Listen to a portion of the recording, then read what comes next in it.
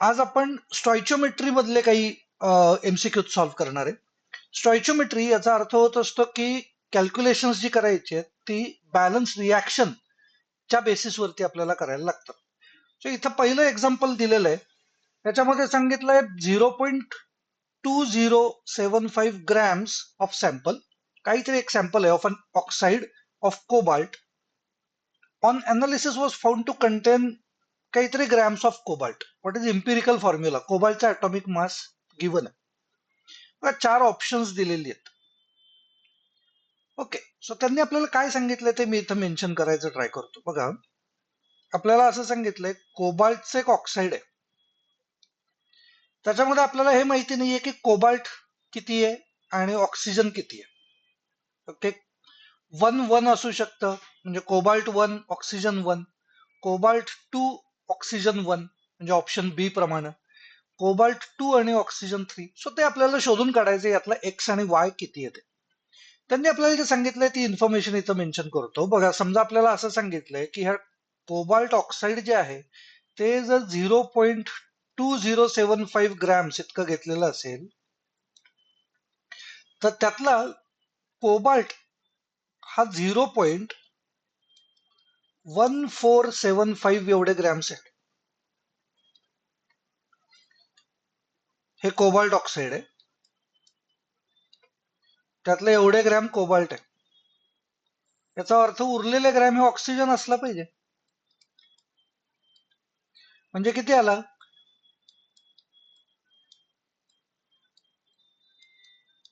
0.0600 grams इतका oxygen आलेला आहे. आता याच्याप्रमाणे आपल्याला इम्पिरिकल फॉर्म्युला कसा कॅल्क्युलेट करता येईल याचा जरा विचार करू. बघा, समजा मी असं म्हटलं की 0.06 ग्रॅम्स ऑक्सिजन हा कंबाईन करतो, आपल्याला दिसतंय 0.1475 ग्रॅम कोबाल्ट बरोबर.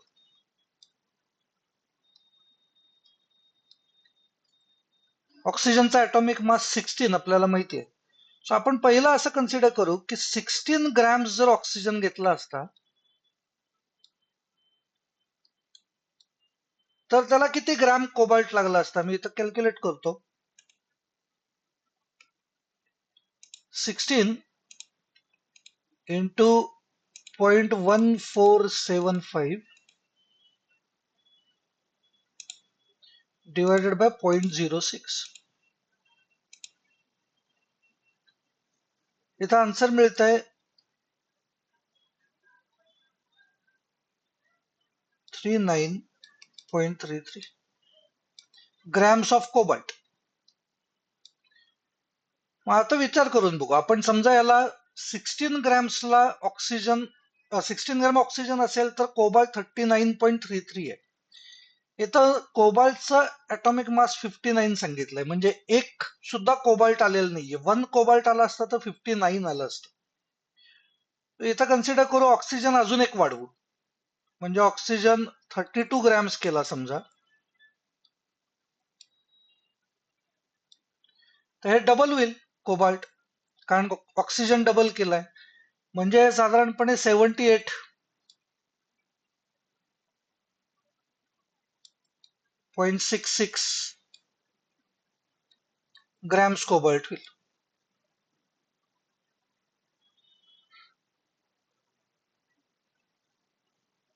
म्हणजे याचा अर्थ 59च्या मल्टिपल्स मध्ये नाही होत आहे. जर अजून एक केलं, ऑक्सिजन अजून एक वाढवला, थर्ड ऑक्सिजन, म्हणजे हा 48 ग्रॅम्स केला,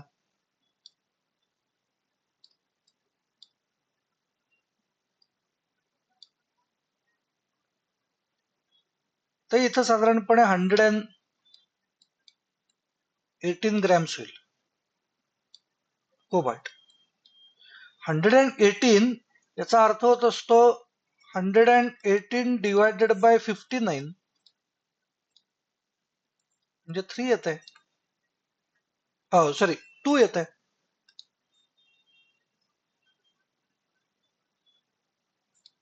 म्हणजे याचा अर्थ कोबाल्ट जर 2 घेतलेले असतील तर ऑक्सिजन 3 घ्यायला लागतात. कशावर हे बोलतोय आपण? तर इथं ऑक्सिजन जर हे 3 घेतलेत म्हणजे 48 ग्रॅम्स, तर 2 कोबाल्टचे ॲटॉमिक मास इतकं 118 लागलं. म्हणजेच त्याचा ऑक्सिजन आणि कोबाल्ट याचा रेशो काय पाहिजे? जर कोबाल्ट 2 घेतलेला असेल तर ऑक्सिजन 3 घेतलेले असतील. म्हणजे आन्सर इज CO2O3. नेक्स्ट एक सॉल्व्ह करून बघू. बघा 500 ml of 0.2 molar NaCl solution is added to 100 ml of 0.5 molar AgNO3 solution, resulting in the formation of white precipitate of AgCl. How many grams of AgCl is obtained? काहीतरी number of grams दिलेले आहेत वेगवेगळ्या option मध्ये. पहिलं आपण काय consider करूयात, पहिलं इथं रिॲक्शन काय होती ती बघा. समजा मी म्हटलं NaCl घेतलाय, या NaCl ची रिॲक्शन आपण केली AgNO3 बरोबर, तर याच्यापासून तयार होणार आहे AgCl plus NaNO3. Reaction balanced आहे. याचा अर्थ याच्या 1 मोलला याचे 1 मोल लागतात आणि AgCl 1 मोल प्रिपेअर होतो.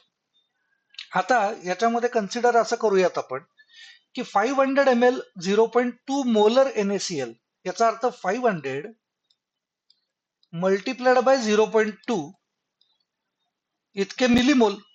मग 500 इंटू 2 म्हणजे 1000 झालं असतं. म्हणजे 100 मिलीमोल इतके NaCl घेतलेत. त्याच्यामध्ये AgNO3 घेतलेलं आहे आपण 100 ml 0.5 मोलर, म्हणजे याचा अर्थ आहे 50 मिलीमोल्स घेतलेले आहेत. 50 मिलीमोल्स. तर याचा अर्थ आपण NaCl आणि AgNO3 याच्यामधलं AgNO3 जर कमी मोल घेतलेले असतील तर तो लिमिटिंग रिएजंट आहे. म्हणजे AgNO3 च्या प्रमाणे आपल्याला मिळणार आहे. म्हणजेच AgCl किती तयार झालेला असेल तर 1 मोल AgNO3 ला 1 मोल AgCl तयार होतं. तर 50 मिलीमोल पासन AgCl सुद्धा 50 मिलीमोल इतकं तयार झालेलं असलं पाहिजे. 50 मिलीमोल याचा अर्थ किती मोल? तर 50 मिलीमोलचं मोल करायचंय म्हणजे इंटू 10⁻³ म्हणजे 0.05 इतके मोल आहेत. 1 मोल AgNO3 1 मोल AgCl म्हणजे किती ग्रॅम्स? तर 143.5 ग्रॅम्स. सिल्वरचा 108 आणि क्लोरीन 35.5. सो हे 1 मोलचं झालं.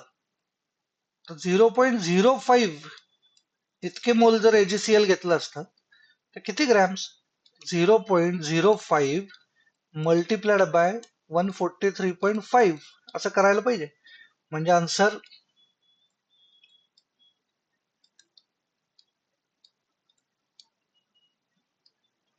7.175 म्हणजे आन्सर ए आलं पाहिजे.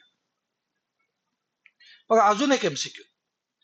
Some older emergency oxygen mask contains potassium superoxide KO2 which reacts with carbon dioxide and water.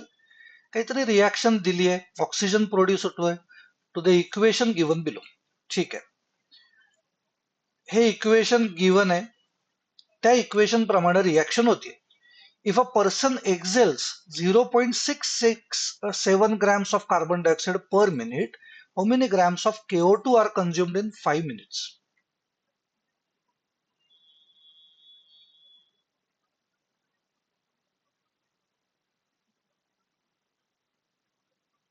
Okay, मग आता आपल्याला याचं कॅल्क्युलेशन करून बघितलं पाहिजे. आपल्याला ही रिॲक्शन सांगितलेली आहे. या रिॲक्शन मधनं एक जनरल ऑब्झर्वेशन बघा काय मी करतोय ते.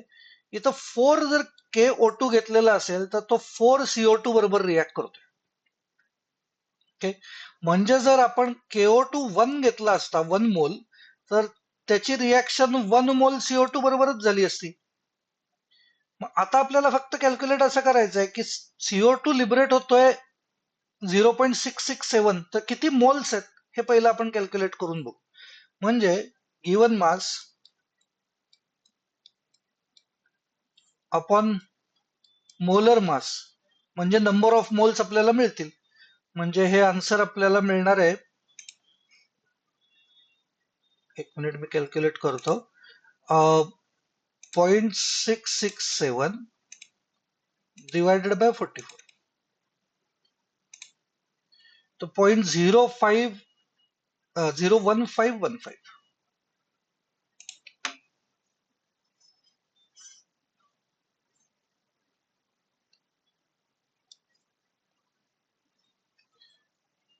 म्हणजे हे आपल्याला मिळत आहेत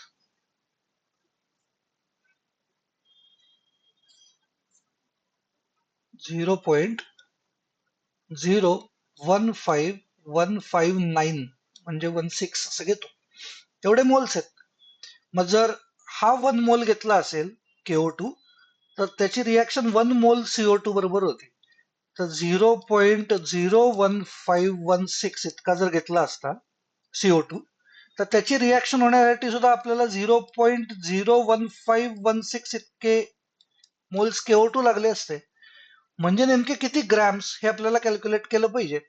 म्हणजे KO2 चं मोलर मास इथं जर मी मेन्शन केलं KO2 मोलर मास काय आहे तर 39 पोटॅशियम प्लस ऑक्सिजन 32 म्हणजे 71 ग्रॅम्स झालं. एवढे मोल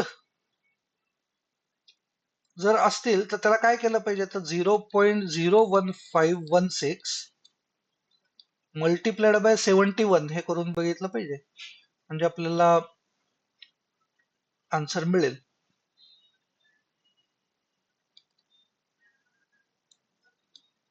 सो आन्सर 1.07 ग्रॅम्स.